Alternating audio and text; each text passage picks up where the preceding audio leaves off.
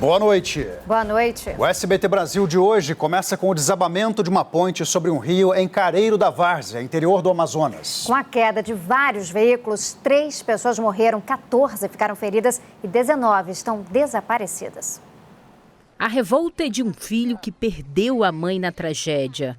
Infelizmente, encontrei minha mãe morta, nesse acidente. Dinheiro para cá é destinado a fazer essa estrada. Só que não é feito. O acidente aconteceu por volta de 7 horas da manhã desta quarta-feira, na ponte do Rio Curuçá, nesse trecho do quilômetro 10 da BR-319. É a principal ligação terrestre entre Manaus e Porto Velho, em Rondônia. De acordo com os moradores e motoristas, o local já estava comprometido há pelo menos 2 anos. Um buraco se formou e foi cedendo. O motorista de um caminhão acabou impedindo a passagem na cabeceira da ponte. Um trânsito se formou, os carros ficaram emparelhados e a ponte acabou não suportando o peso. Em segundos, aproximadamente 10 veículos de passeio e 3 caminhões despencaram. Algumas pessoas que estavam sob a ponte foram atingidas. Equipes de mergulhadores foram acionadas. Por causa da correnteza no fundo do rio, foi necessário o uso de uma boita, um ferro com uma boia para evitar acidentes com os profissionais.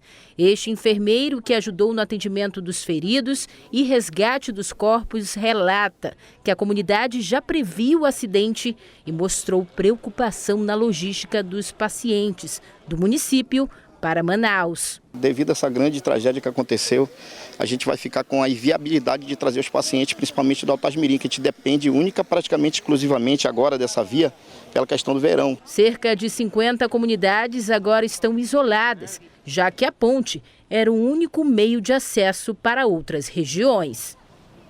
Bom, o governo do Amazonas informou que vai enviar balsas para fazer essa travessia de veículos enquanto a ponte não for reconstruída. O Corpo de Bombeiros interrompeu as buscas aos desaparecidos e recomeça quinta-feira às 7 da manhã. Um dos 3 mortos já teve a identidade confirmada. É uma servidora aposentada da Prefeitura de Manaus.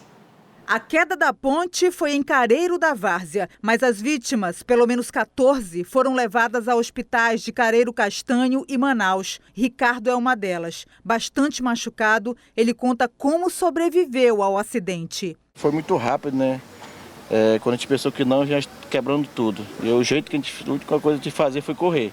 O governo do estado determinou a instalação de um comitê de resposta rápida para coordenar as ações de resgate. Equipes do Instituto Médico Legal aqui de Manaus também foram enviadas ao município do Careiro para auxiliar na identificação dos corpos.